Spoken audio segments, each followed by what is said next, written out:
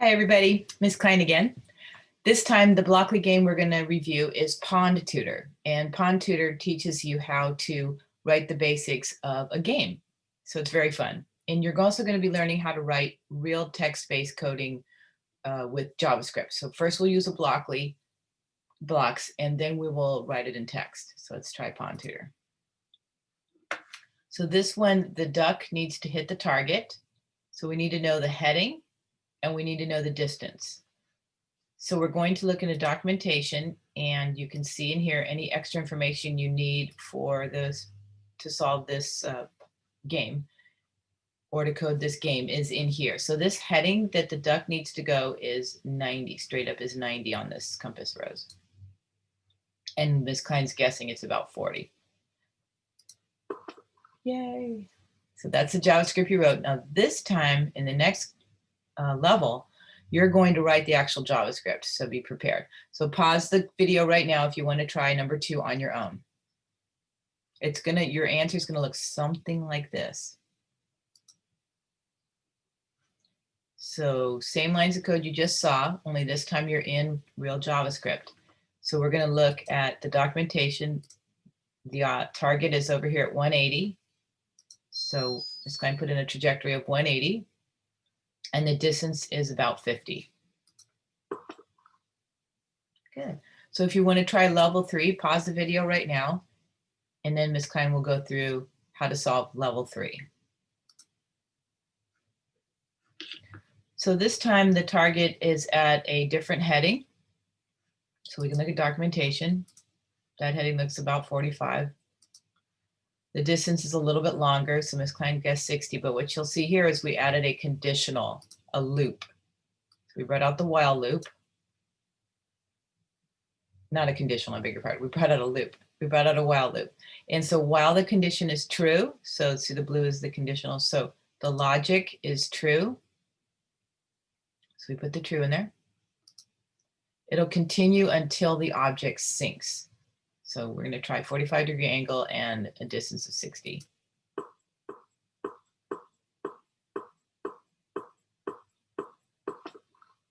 Yay. So next time you're going to be writing your own JavaScript. So pay attention to what this looks like. You can even borrow this, highlight it, and paste it in the next one if you don't remember how to write the JavaScript. So I'm going to hit cancel for a second. Don't forget you got your documentation. So the range of the target is 0 to 70. So that kind of gives you an idea of how long the target has to be. So we have to run it again because I ran it, so we can go to number 4 now. So pause the video if you want to try number 4 before Ms. Kline walks you through it. So you'll notice the JavaScript is here, but if you had copied and pasted it, it's right there, and then you could have adjusted it. So if you're new to JavaScript and you don't remember how to write that, you could borrow that from the previous one. So this time the range looks about 60, it's a little longer, and the angle, the heading is 270 straight down, and while true, it'll continue till it sinks.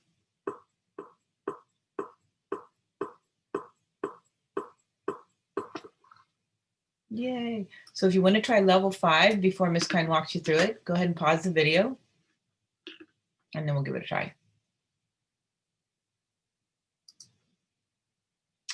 So this one's kind of neat. This one, it has to hit a moving target. So we have to add a new block in here, which is called scan. So it's got to scan a heading because this target is going to be moving on this heading. And again, this heading is 180. And so you bring this out and you're going to put it in we'll show you what the code looks like before. So normally we do a distance of how far we want to throw the target and the heading. But this time we're going to change that distance to depend on the scan that we're doing. We're scanning in the same direction as the target. So the target's at 180, so we're going to scan 180 as it moves. And it won't stop until it sinks it. You see the target's moving back and forth, and the duck is adjusting its throw all along the same 180-degree heading.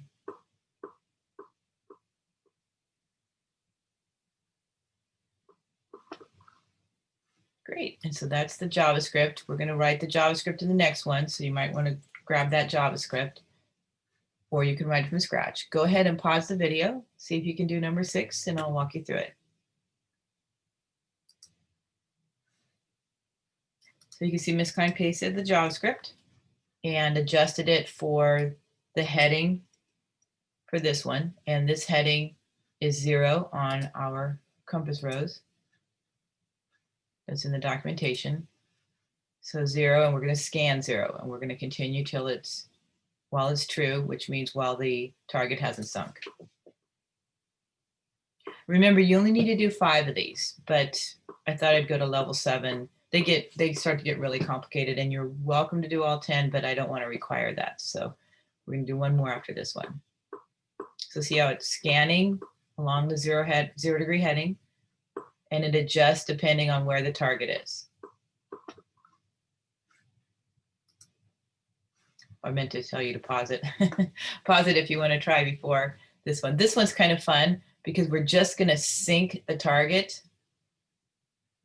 So this time we're not going to be throwing anything at it. We're just going to drive right into it. So while it is true, we're going to swim in a heading towards the target. So you could either look at the documentation for the heading or use the little dial.